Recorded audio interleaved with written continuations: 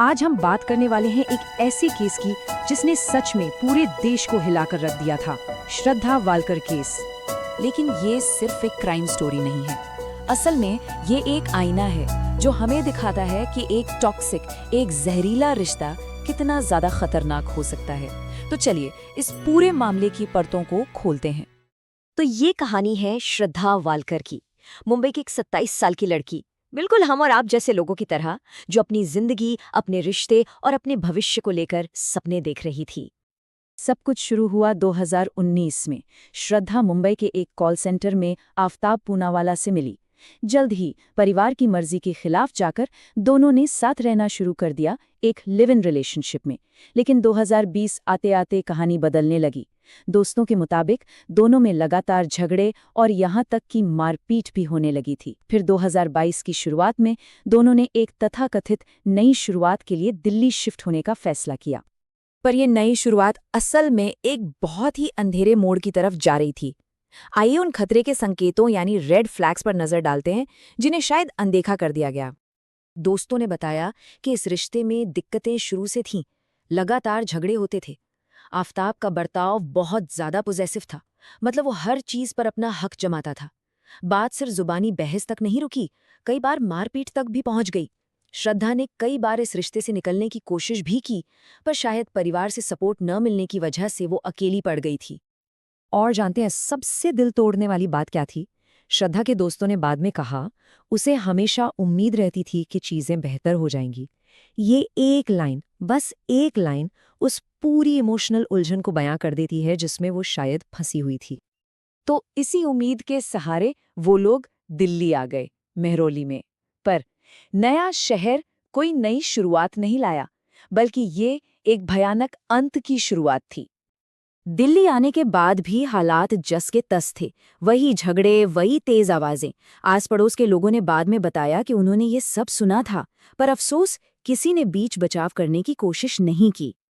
और फिर वो दिन आया, 18 मई 2022। एक और बहस हुई, और उसी बहस के दौरान आफताब ने श्रद्धा का गला घोंटकर उसकी जान ले ली। सब कुछ एक पल में खत्म हो गया। लेकिन कहानी यहाँ खत्म नहीं होती। असल में असली हैवानियत तो अब शुरू होने वाली थी। एक ऐसी साजिश जिसके बारे में सुनकर रोंगटे खड़े हो जाते हैं। सोचिए, हत्या करने के ठीक अगले दिन वो बाजार जाता है और एक 300 लीटर का फ्रिज खरीद लाता है। क्यों? क्योंकि उसने श्रद्धा की बॉडी के टुकड़े कर दिए थे और उससे उन्हें कहीं रखना था। अगले 3 हफ्तों तक हर रात वो चुपचाप मेहरौली के जंगल में जाता और एक एक करके उन टुकड़ों को ठिकाने लगाता। और दिन में वो श्रद्धा के सोशल मीडिया अकाउंट्स चलाता था, ये दिखाने के लिए कि सब नॉर्मल है।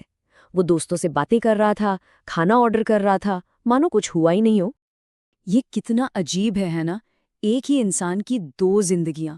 एक तरफ वो दुनिया को दिखाने के लिए बिल्कुल नॉर्मल था, ऑनलाइन खाना, दोस्तों से चैट, और दूसरी तरफ उसी घर के अंदर एक भयानक सच छिपा था। वो अपनी ही पार्टनर के शरीर के टुकड़ों के साथ रह रहा था, उसकी हत्या को छुपा रहा था। 3 हफ्ते, सोचिए, पूरे 21 दिन। इतने दिनों तक ये सब कुछ चलता रहा, ये पूरी साजिश, सबूत मिटाने का ये घिनौना खेल। तो सवाल ये उठता है कि इतना शातिर प्लान आखिर फेल कैसे हुआ? ये सच दुनिया के सामने आया कैसे? चलिए इन्वेस्टिगेशन की तरफ बढ़ते हैं। कहानी आगे बढ़ती है जब श्रद्धा के पिता परेशान हो जाते हैं। हफ्तों से बेटी से कोई बात नहीं हुई थी।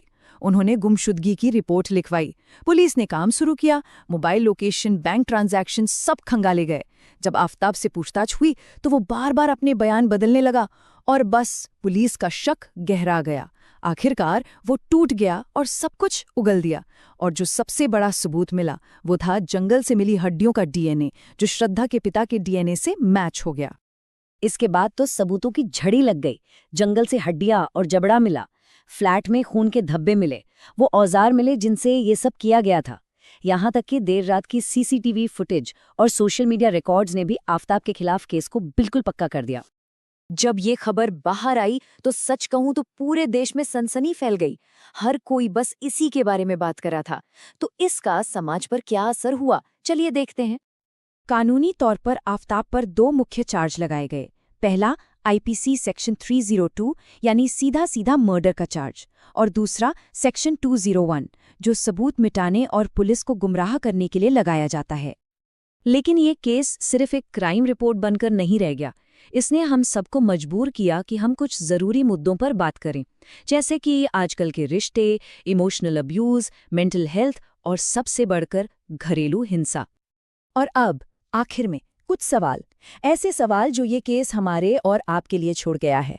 वो खामोशी जो मौत का कारण बन जाती है, और वो सवाल जिनका जवाब हम सबको मिलकर ढूंढना है।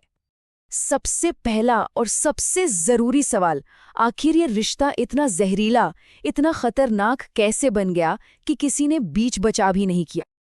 और ये सवाल हम सबके लिए है कि क्यों किसी के लिए एक टॉक्सिक रिश्ते से बाहर निकलना इतना मुश्किल होता है, और क्यों हम जो बाहर से सब देख रहे होते हैं दखल देने से इतना हिचकिचाते हैं।